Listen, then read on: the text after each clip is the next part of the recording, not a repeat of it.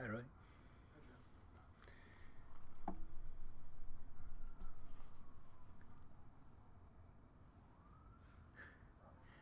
So, comments? Any feedback? Some of you been in a crystal ball meditation before? No?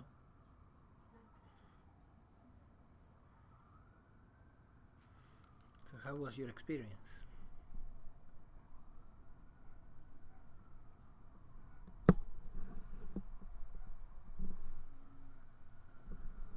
I wouldn't mind having someone play these for me every day during my meditation. Can you repeat that? I said I wouldn't mind having someone play these for me every day during my daily meditation. Huh. Well, you may consider getting a recording, right? Not the same. It's not the same, right?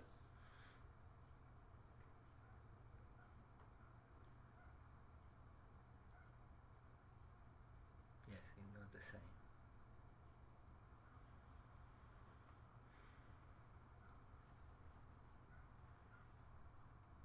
So you would feel a lot of vibration. Feels very good.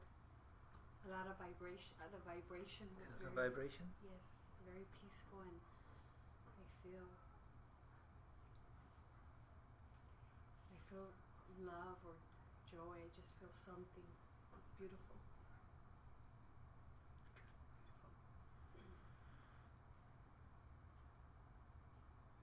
How was for you, Sandy? It's always interesting because the bowls, I don't know. It's very hard to explain. It's more of a feeling like about, of how, play it louder, play it softer. Because I was a trained basically classical musician. Of course, that's all written in the music. So, but so you're reading music, and it's like, oh, get louder here, get softer here. But with the bowls, it's more of it's like they kind of. It's not like specifically tell me. It's just more of a feeling. Oh, play me more, play me less, play me louder, play me softer. And then a lot of times I can hear overtones. Like there's another, like the bowl has another voice coming out, or two of them together. So Good. it's always interesting. So you enjoy it? Yeah.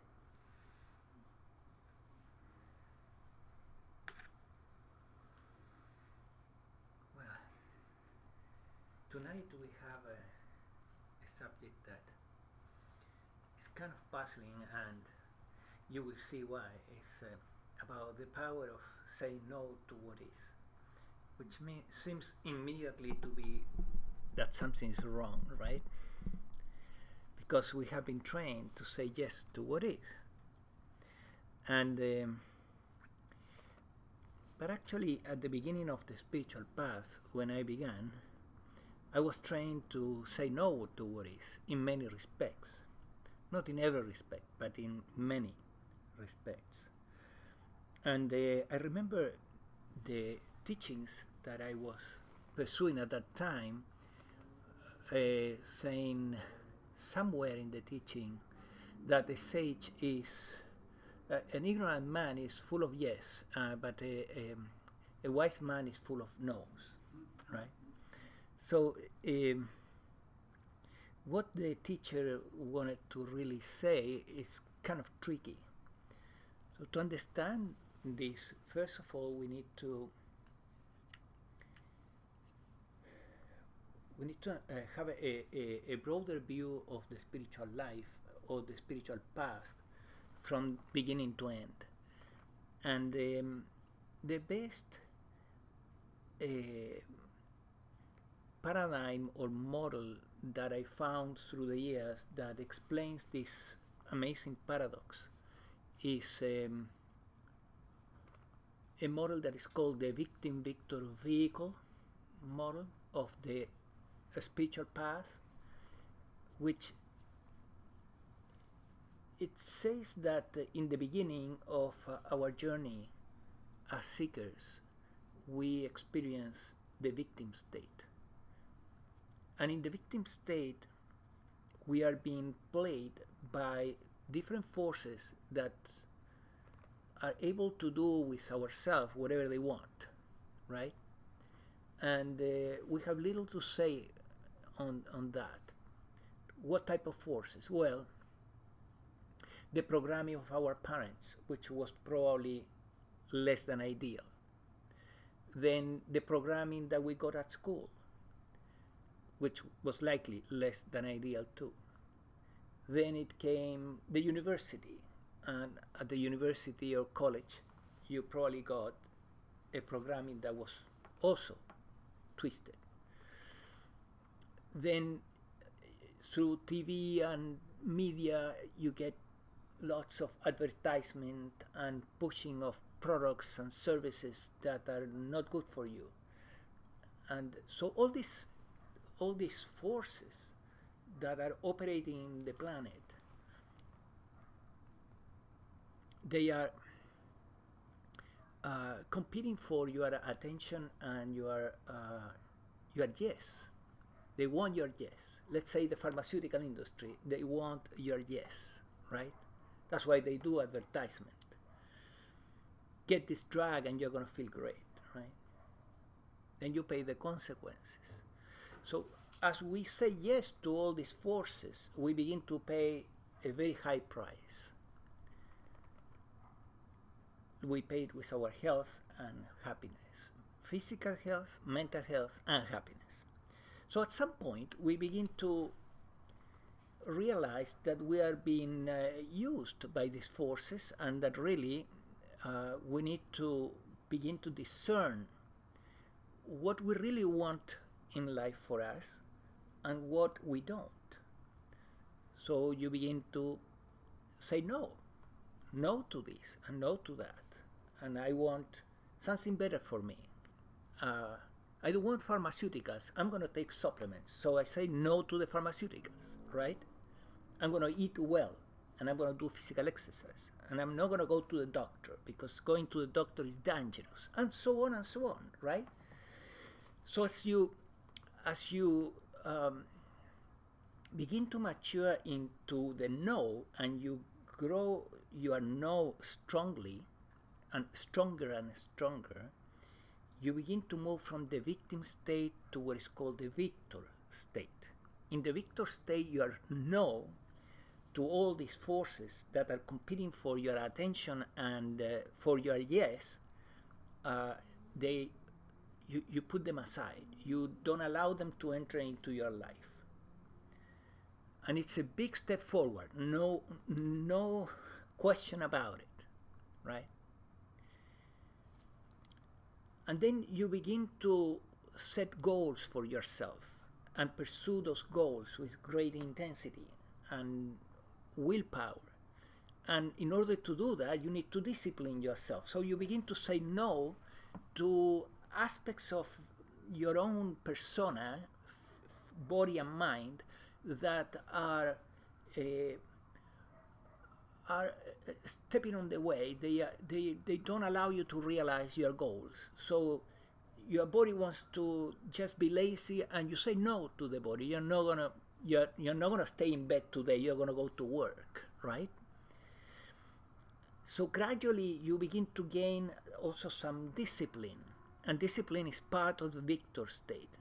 It's called self-discipline. You discipline your body and your mind. And if you happen to be interested in yoga at that time, you may end up with a teacher that will help you to develop discipline. Let's say you live in India, or you go to India during this period of your life, and then you find a yogi there that will tell you, okay, you come into our ashram at 3 in the morning, you will wake up and get a bathe in the Ganges. You will bathe in the Ganges, and then you're going to do some hatha yoga, and then you're going to serve, you're going to clean the restrooms, and so on and so on. And then at 8 you will have your first bite and you will get some breakfast. So this seems to be torturing, but in fact, the teacher is trying to give you some discipline. If you don't get it through that teacher, you're going to get it in another way. You're going to end up, for example, going to the army. And in the army, there will be another type of teacher that will teach you discipline in a different way, right? But not that different, in fact. So either you discipline yourself or somebody is going to discipline it because you're going to look for that discipline. And that will imply to say no to a lot of things, a lot of inner forces. Now, no, not outer forces, but inner forces that are standing on the way for you to realize your goals in life. So eventually, your no has become very strong, and and you begin to realize certain goals, and you begin to get out of the victim state, and you have more clarity about who is friend and who is foe. Then one day, you begin to hear that it's the path is about surrender, right? And you become curious. What are they talking about? Surrender? Yes, surrender to what is. Say yes to what is. But what are you talking about, right? I was not doing well when I was saying yes to what is. Then I began to say no to what is, and I got better, right? And now you tell me to go back to saying yes to what is. And it's extremely paradoxical, right? And even frightening in a way. That's why it has been called, that passage has been called the dark night of the soul. When you begin to surrender and you have to let go of your metaphysical manipulations. You have learned to manipulate your reality in order to create your own reality. That's metaphysics, right? That's the victor state. And then you need to let go of all this position and begin to develop the muscle of surrender. And it's kind of tricky because you may go back to saying yes to forces that are not to your advantage, forces that don't have your best interest in mind. However, you know that the path, the final part of the path is about surrender, so you keep going. And you read Eckhart Tolle, and Eckhart Tolle is all about the power of yes, right? Or you read some Christian mystics, and they will tell you surrender to God, right? And what is God? You know, they will say, well, God manifests in what is.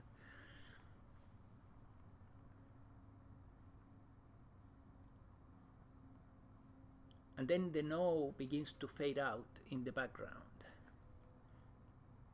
And your efforts, your intent, it's about saying yes to what is.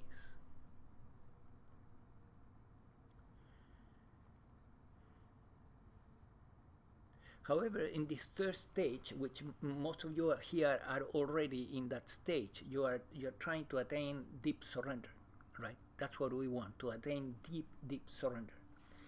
But at this level, is it still some value in saying no to what arises in the moment, to what is?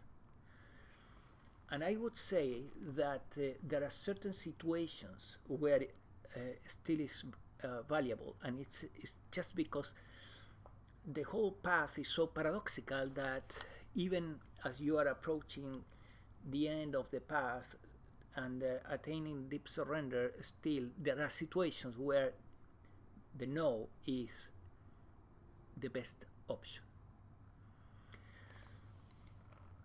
There is something that we cannot renounce in the spiritual path, and it's our own discernment.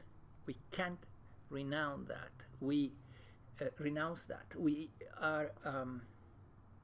We're bound to use our discernment in every situation in life, and this requires discernment. So you can read all the teachers you want, and at this level where you're attaining the vehicle state, beyond the victor, you will find plenty of teachers that will encourage you to say yes to what is. And still, you cannot renounce your discernment. So there will be situations where you will be called for a strong no.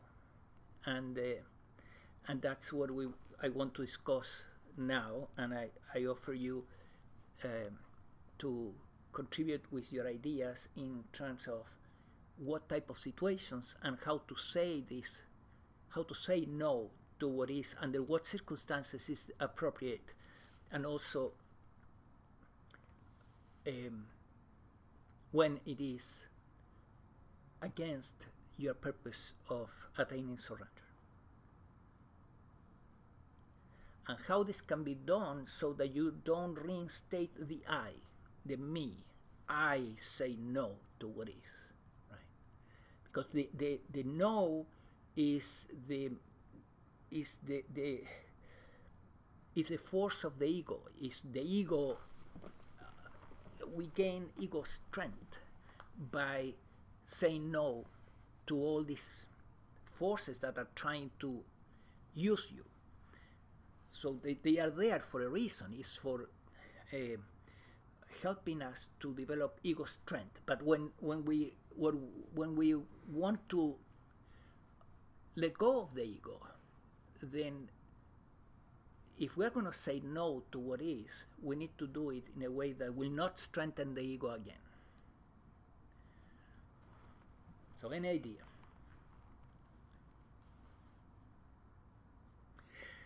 Especially I would be interested in situations, right?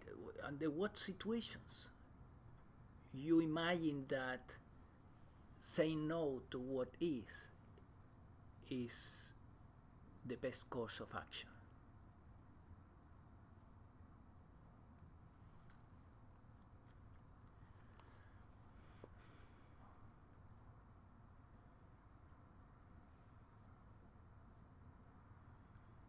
Well, I think one example is obviously if someone is,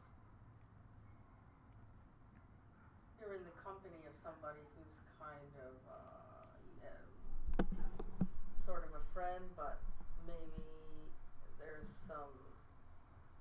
harboring some anger, unconscious anger towards you, in which case you might want to say, at least temporarily, no to the relationship, say no, sorry, I can't continue with this for right now. Good point, right? Right. If we have a friend or an acquaintance that is being abusive, right? Right. So, and is trying to engage with you in a way that will lead to harm for your own mind, body, organism, you still need to say no, whether you are at the beginning of the spiritual path or at the end. That no to this person, is necessary to protect the mind-body system, right? But understanding this, that is not to protect the I, is not to protect me, is to protect the mind-body system because it plays a role in creation. And that the me or the I, this entity that is supposed to be inside of us, that is me or I, you have realized through awakening that it's not there. Then why reinstating it, right?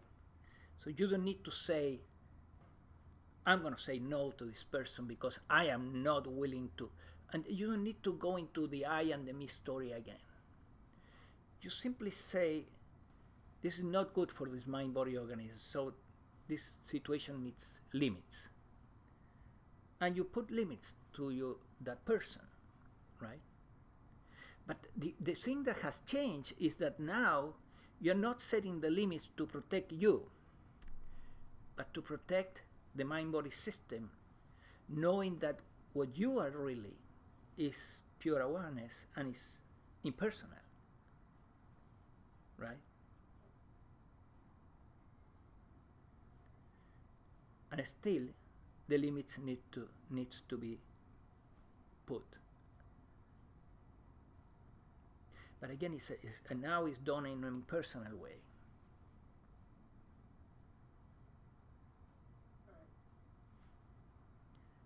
Any other idea?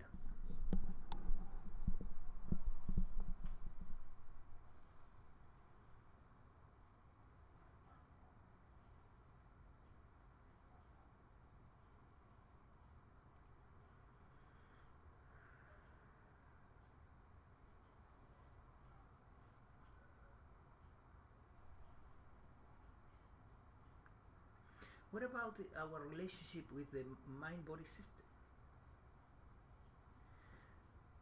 Do we need to set limits to our mind-body system still towards the end, when we're aiming for deep surrender, enlightenment, and still we may need to set limits to the mind-body? Do you think that is the case? Well, when one is earlier, there's a tendency to want to control oneself. So if you have anger or resentment or laziness, whatever, you want to get rid of that because it's not helping your life. Right. So you're kind of in an opposition relationship with the things you judge as bad. Right. And you want to promote the things that are good. But I think when you're more advanced along, you want to let go of these things rather than fight them. They're just, why follow anger or resentment? It doesn't take you anywhere. You let it go. Right. Yeah. So you're surrendering them to something greater. To something greater. Okay. Very good point. So we see that in the stage where we are aiming for surrender, instead of saying no to the negative aspects of the mind-body system that are not conducive to growth, right? We can surrender those aspects to the divine. And surrendering is higher than entering into a battle with a part of us, right? More effective too. And is the right tool at this stage. Instead of trying to control the mind-body system through willpower and through the personal willpower, we simply surrender that aspect that is less than ideal in the mind-body organism. Yes, it's a very good point. So we are using surrender instead of using the power of no. Yes. But if I'm working on a difficult task on the computer, Yes. I seem to use a combination of those two things. I'm letting go of the parts of me that wants to do something else or postpone the work, but I'm also using a certain amount of willpower to keep on going. So it's kind of it's both at the same time. Yes. Okay. So the idea of willpower, right?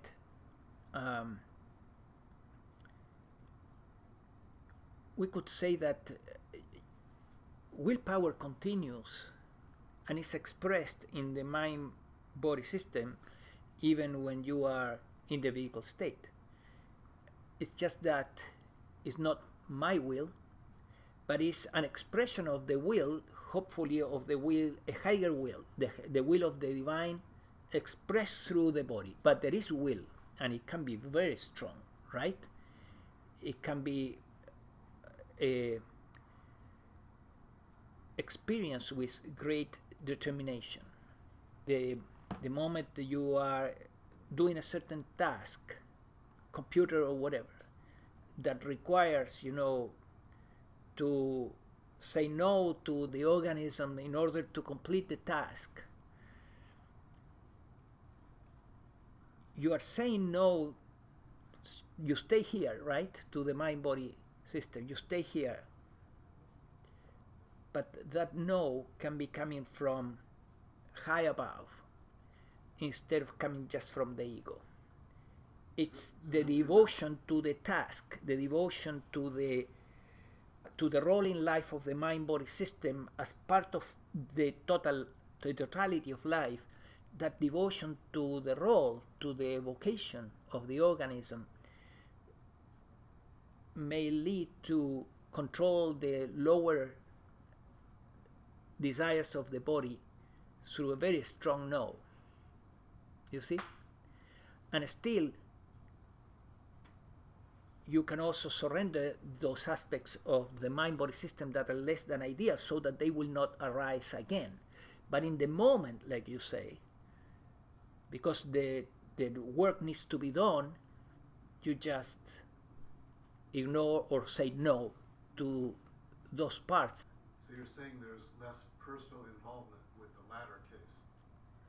Right? It's the no is directed to the mind-body organism, and hopefully from a center of wisdom that is not the ego, right? And for a center of commitment to the role of the mind-body organism in the totality of the game, a center of commitment to that. Yeah, that makes sense. Makes sense, right? So that's another situation where the no is appropriate. Any other situation?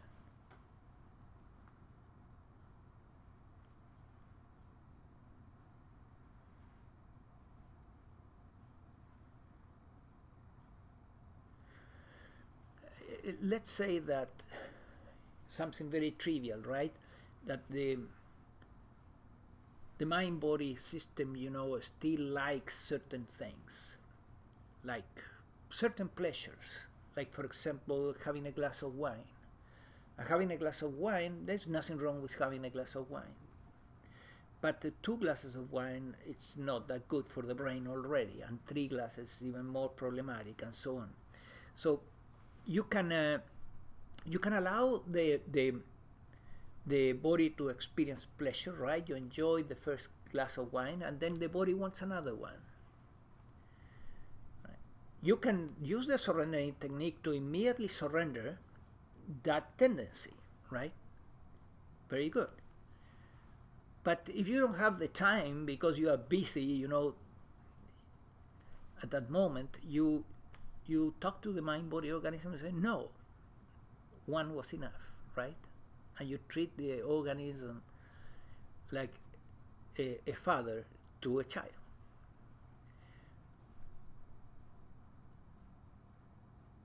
And still, that no is not, I am telling you, you should not, right? It's simply a no that arises, but it has no ownership.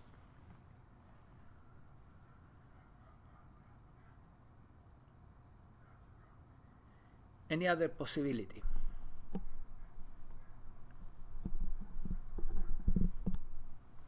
have a question. Would the no mean resistance at any point? Yes, when you say no, there is a certain resistance, right? You're resisting something. You're resisting a certain force. But is it you that you're resisting that force? Internal or external? Who is resisting that force? It's being resisted. It's not necessarily, there is no you that is resisting that force, but there is resistance of that force. There is a no arising to what is, to something that is. By using no, would that be more on the surface than, like for example, the wine, right? Yes. I'm either being, offered a second glass, or I'm doing it and I know it's not right. What I'm trying to say is, instead of saying no, would I allowing what's happening? In other words, being the witness of what's happening. Allowing meaning, yes, I'm in this moment and I'm witnessing what's happening, what I'm doing, but on the surface saying no, no, but not. I don't know if I'm explaining it correctly, but In other words, allowing to me means yes, right? Allowing the moment, honoring what's happening, and at the same time being aware that I do not want to take that second cup because I know Right. it's not good for my body, Yes. and saying no on the surface, but not deeply. Not at the deep level. At a deep level, right? Because at the deep level, I'm allowing the moment. Because the moment I don't allow it, then I may not be present. Yes. Very good point. And very well explained. Okay. Yes. So It's a yes to what is. There's what no self-condemnation, right?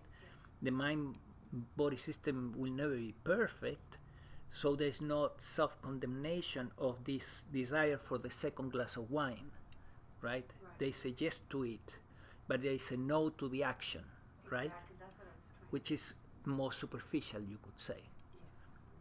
So we have another paradox, and this yes and the no are working together there. Just that the yes is deeper. Yes. But the no is necessary too, because if you say yes to what is arising, even this desire, right? But at the same time you are not careful, your mind body system may be reaching for that second glass, and then a third, and then a fourth. So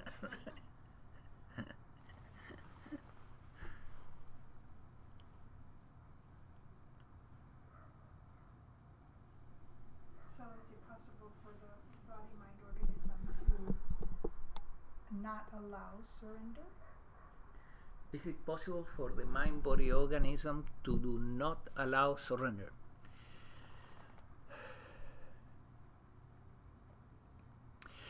Yes, the mind body organism can obstruct surrender, absolutely. And I kind of see it in working with students, right?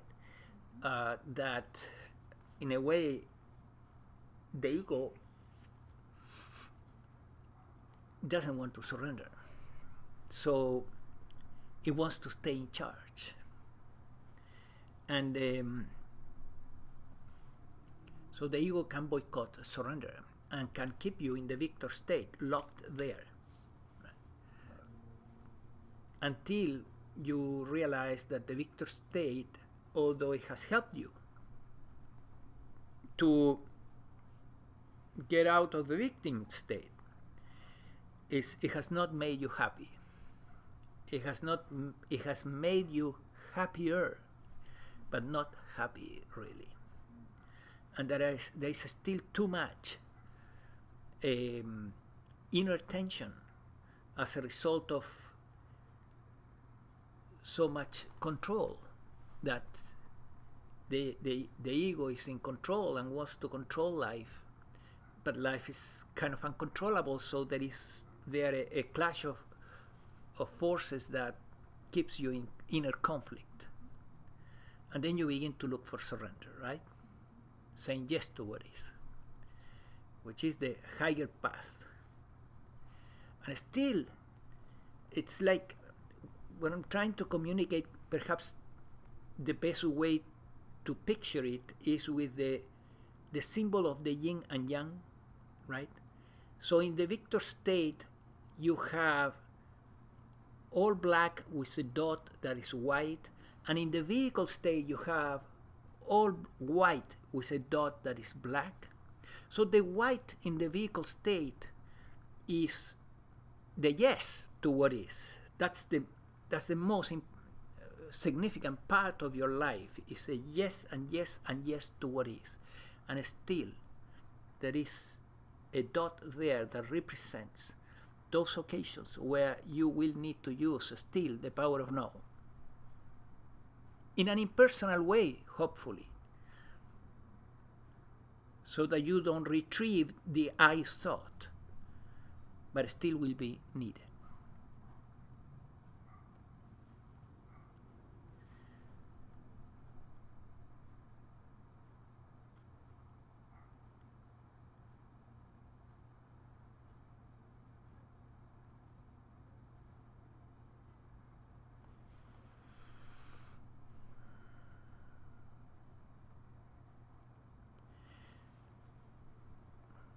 Any other idea around this?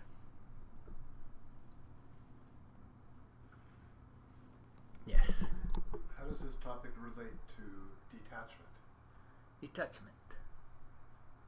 How does this topic relate to detachment?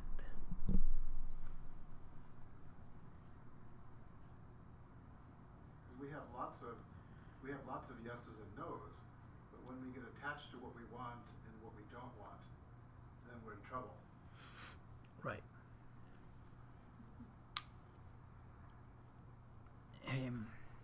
We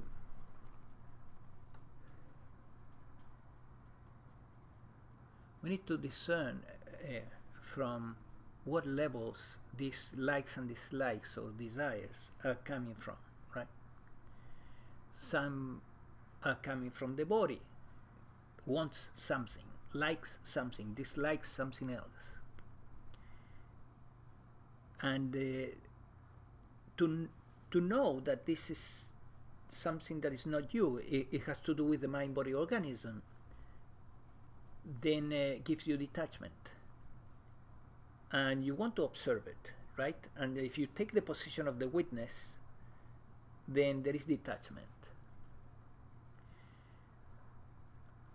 Other likes and dislikes, they come from deeper levels. We could say, for example, that the likes and dislikes that pertain your vocation in life, they don't come from the human ego. They come from a much deeper level. Usually this is attributed to this center, to the center of expression, creativity,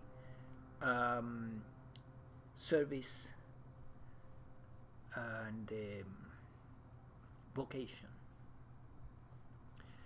The chakra that is in the throat, which has been related in the Eastern teachings with the agenda of the soul, meaning the agenda of the astral personality or soul personality that is much more stable than the human ego personality. And this center is considered a divine center in yoga, at least. Same as the heart center, right? So the likes and dislikes that come from this level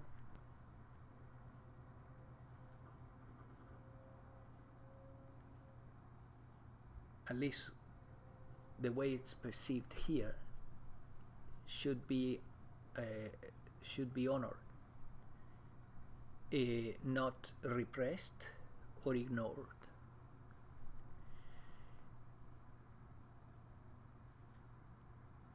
Maybe at some point they will exhaust themselves so that they will not be there. But as long as they are there, they are an expression of the divine through that mind-body organism and need to be honored.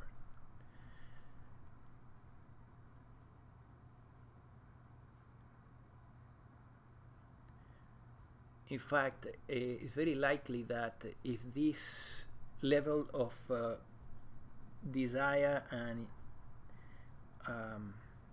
purpose disappears completely, for what I have seen in students is that they very soon begin to think about leaving this environment and dying, at least the physical body, right? They don't have anymore a reason to be here. Purpose has been shattered. They may be still, dwelling in the emptiness and the void most of the day and feeling, these wonderful realizations in a very persistent way, which have to do with the sixth center and the seventh. But because this has what gives you purpose is this center. It's not this, not that. There is no purpose here. This is beyond purpose. So if there is no purpose, then the tendency of the organism is to dissolve. And then you're facing there, if the purpose is gone, you're facing there a very interesting choice. Either you create a purpose, a new purpose, or you will likely leave. And new research is showing, in fact, that people that live long, and this was a study done on centenarians in Okinawa, they maintain a purpose into very old age. And in Japanese, or at least in the island of Okinawa, the term they use is ikigai. And the ikigai means that which pulls you out of the bed in the morning. Purpose, right? So they may greet each other in this way. They may say, "Oh, how are you doing these days? What is your ikigai?" We don't do it here in the West, right? We don't say to the other person, "What is your purpose nowadays?" So these centenarians, because it's part of their culture, they are recreating new ikigais, new purposes. So if I were to choose one strategy to live long in this planet, to prolong life, I would say choose that, better than supplements. Yeah, that term is used in Japan too. Better than good diet. Sorry? Ikigai is a term in Japan, not just Okinawa. It's a term from... In Japan. It's a term in Okinawa. Japan in general. Yeah. Okay, good to know. Yes. What about ego? Like, let's say I want status, or I want to defend my reputation. Right. Then is that Good question. So what if the agenda is coming from the ego? If the purpose is coming from the ego instead of this level, like right? That's like the third chakra, right? Right, a third chakra purpose. What I have seen with students that they have pursued in life a third chakra purpose is that they're very unhappy. Yeah. Generally speaking, a third chakra purpose is of a low nature and creates lots of pain in life. However, it is better than no purpose, at least for the prolonging life, right? So I have seen individuals that they were pursuing a third chakra intent, and they at least they were able to function and to live a longer life, but painful at the same time. Low vibration and dense, right? Pursuing money, for example, pursuing status, recognition.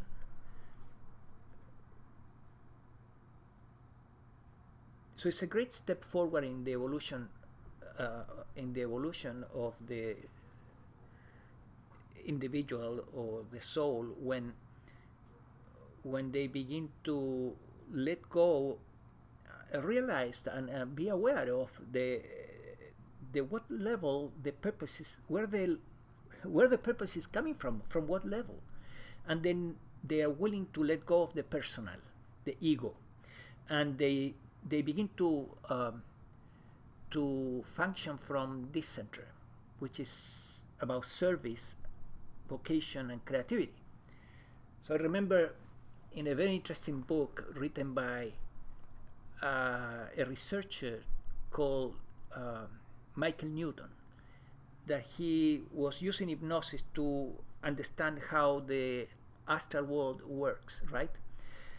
So he's with the subject in hypnosis, and he's investigating a particular aspect, and the subject tells him about a conversation that he was having in the astral with a friend. And they were not very evolved, not the subject under hypnosis nor his friend. Kind of young souls. So the conversation goes something like this: "Oh, what did you do on Earth? And the guy says, oh, I created a company, I created a business. And the other friend tells him, I bet it was for profit. Or I bet it was not a non-profit organization, right?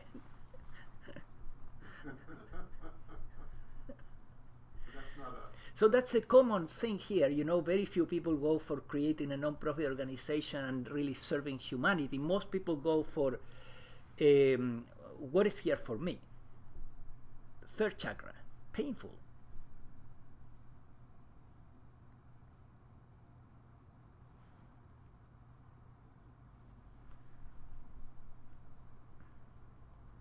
And then the second chakra is emotionally needy. You want people to love you or appreciate you, or you want to belong, you want to feel Loved. Yeah, you want to feel love, but you want to get Yeah. something. Well, actually, those type of motivations, I would assign them to the lower part of the fourth center here, because the fourth center in the heart, which is about love and connection and relationships, but at the human level, is a love that is quite polluted. There is an aspect of the fourth center, the heart chakra, that is about unconditional love. That agenda is pure. That agenda is of the soul. The agenda for being loved and is different. It's a much lower agenda. It has to do with the little self. But the second chakra actually has more to do with sexuality and pleasure. It has to do with enjoyment of the senses. When we have the minimum already covered, meaning that we have our survival is taken care of. We went to the jungle and we got some game, and now we have secure, for the rest of the day food, and we have shelter, and we are not in danger from animals coming and eating us, because we have a good fire in the middle of the camp, and then we begin to look for enjoyment, pleasurable enjoyment, and then they may go for a good meal and or some form of alcoholic beverage, anything that will feel good and relax the body. Second chakra, one step above. Isn't second chakra also about wanting to belong to a group or belong to a family? The need for belonging to a group of a family or a family, I would say, is more a fourth chakra agenda. Is about connectivity, connection with other human beings. And while the second chakra, I would say, is very locked into sensory experience. But I don't know this absolutely for sure. There could be variations. I've read different right. You see different authors, but it makes sense to me that the heart center is the one that is looking for connectivity, and the second center is looking. The agenda is looking, or drive is looking for pleasure and enjoyment, adventure. Second chakra also, right? Having an adventure and having the rewards, the ego rewards of the adventure, coming later and telling your friends, oh, look at what I did. Very human, of course. Animals don't do that. Or maybe yes, who knows? we don't know. Ask a few of them. Huh? We have to ask a few of them. We will have to ask, right?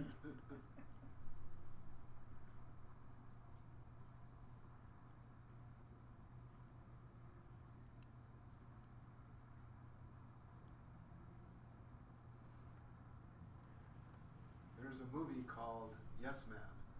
It has Jim Carrey in it. Yes, man? Yeah. Yes. It's called Yes Man, and goes to a seminar that someone asked him to go to. It's about saying yes to everything. Right. And I think he makes some kind of wisecrack or something, and then the facilitator comes up to him and challenges him, and to agree to say yes. And I think he had to say yes to absolutely everything that was brought up to him, any question, any proposal, anything, for like a whole week or something. And he went on crazy adventures, and some of them were dangerous and crazy and stuff, but he ended up growing because of it. Very interesting. I will look for the movie. Yes Man. Huh? Yes, man. Yeah. Very interesting. Yes. But I bet that he got into some problems, right? Yes, he did.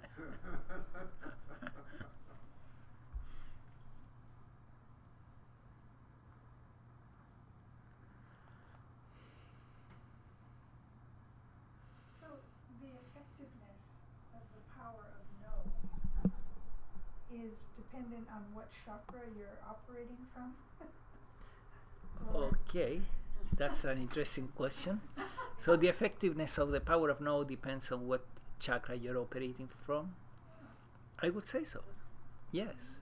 If the power of no is coming from a high level, Because if right? you're on survival level, okay, which many people are in this world, just trying to get by each day. Right. And It's just that in the upper chakras, there is very little no, right? In this center, there's very little no to what is. But I would not say that everything is yes. That there are situations where from this center, from consciousness itself, the no will also come. It will be a small percentage, right? But it will be. And that's why I was talking about the yin yang, and it's probably simply because the experience here is dualistic, right? Is yin yang, right? So even though, let's say you have immersed yourself in the nothingness, in consciousness, and you are functioning from consciousness, consciousness would be operating through a mind-body system that is dualistic, and in a world that is dualistic, so consciousness will also have to say no under certain circumstances.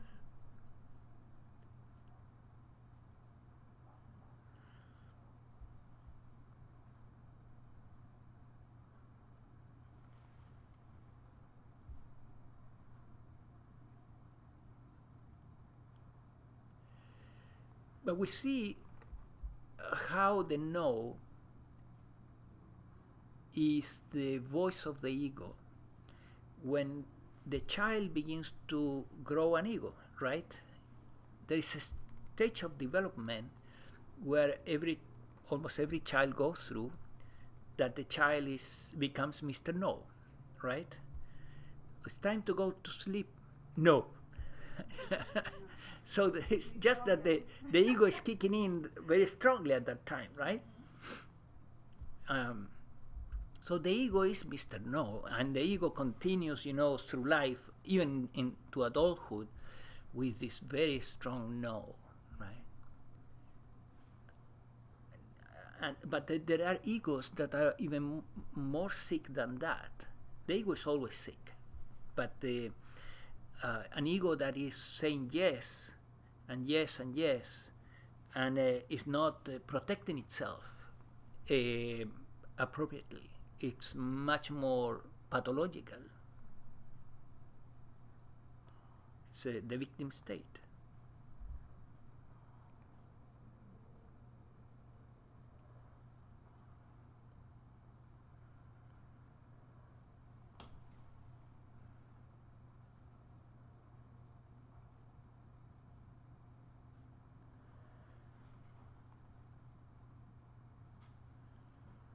It seems if you were to say yes to everything, you basically have to surrender your ego.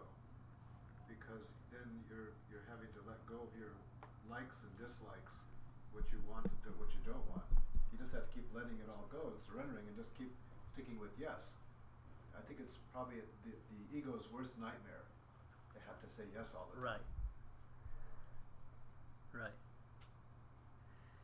Yes, I would agree. Yeah, it's the nightmare for the ego. Yeah. Surrendering is the most difficult thing for the ego to do. Saying yes to what is very difficult. Because you can't be attached to your preferences or your desires. You have Right. to, say yes whether you want to do it or not. Exactly. I guess the military is a little bit like that. You got to obey orders whether you want to or not. Well, and they call it breaking your ego. Right. Really? Right. Breaking the ego of the newcomer. Yeah. Right. So,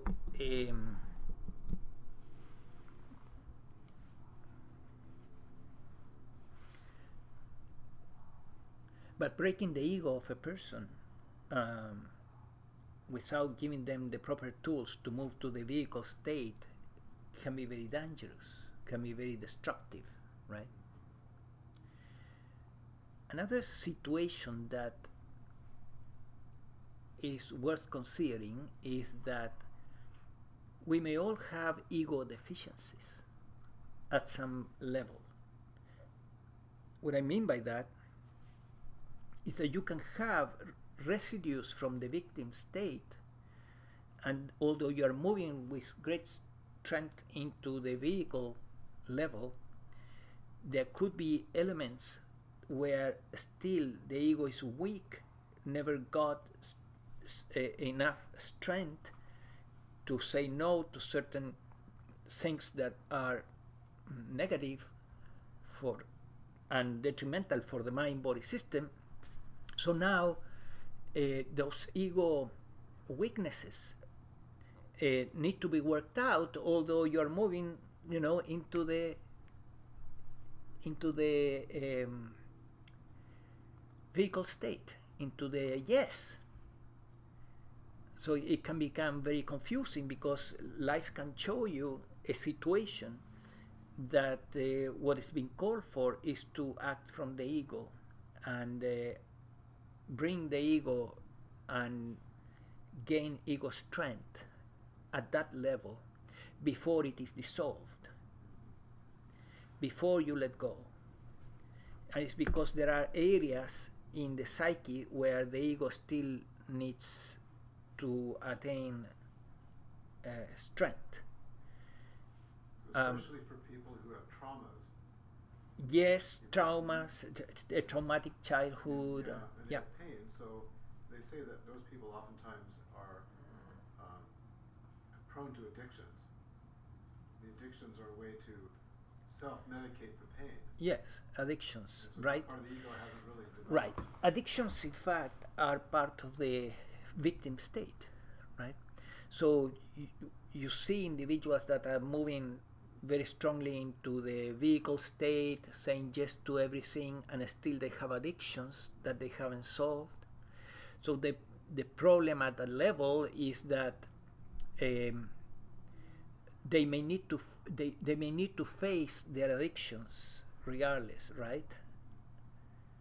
And now there are ways to face those particular problems through surrendering, obviously, because the 12-step program is a very effective way to deal with that particular thing, right?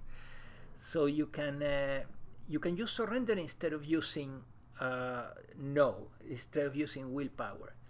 And obviously both options are available, but if you want to move into the vehicle state, you surrender. Like, for example, I remember my father, he wanted to quit smoking, right?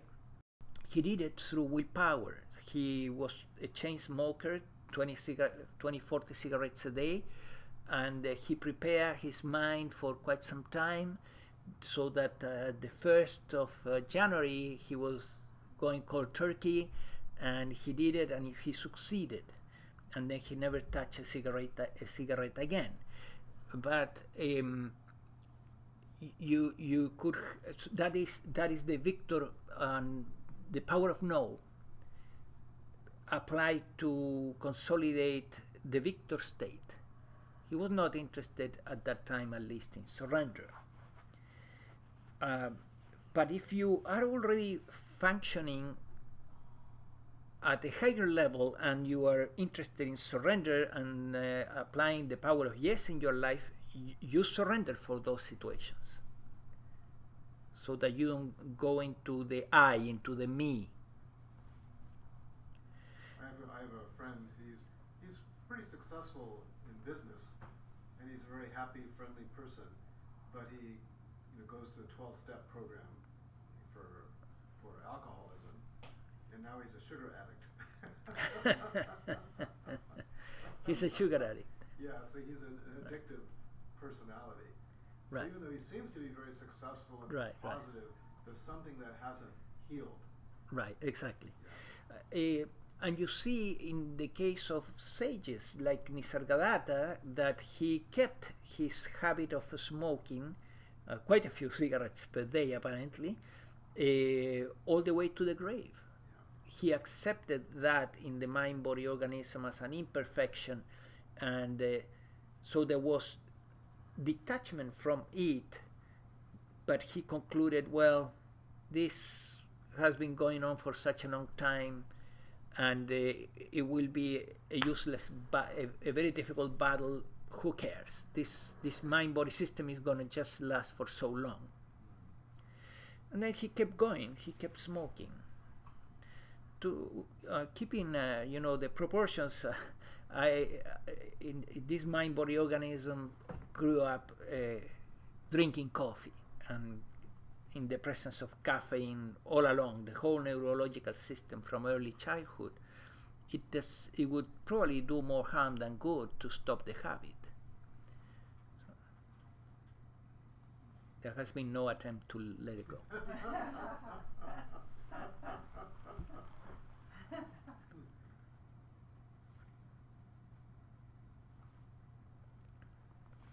There was in fact an attempt when I began practicing yoga in my 20s, and it was disastrous. It was so the mind body and the mind and the body became so sick because caffeine is not a joke. It's a strong substance, right? Especially in the amounts that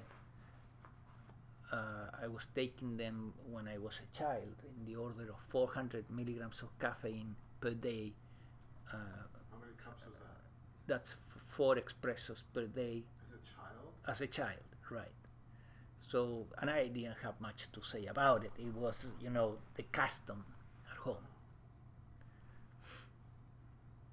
In this country, we don't usually let kids have coffee. In what? In this country, we don't usually let kids have coffee. So we give them Ritalin, right? Well, Yeah, because in other cultures, ADHD practically doesn't exist. And one of the reasons is that if the child has ADHD, parents will figure out that he needs coffee. And coffee will do a good job.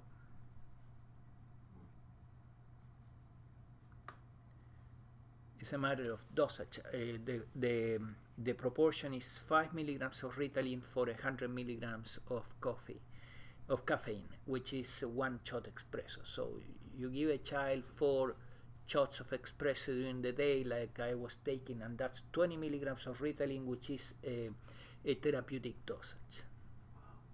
Yeah. But the pharmaceuticals would not like that, right? But that's less toxic than Ritalin. Less toxic than Ritalin, much less toxic, and it has very good aspects because of all the antioxidants that are there. Now there is research pointing to extension of life just by taking coffee, right? Or green tea. Or green tea, right? Or black tea.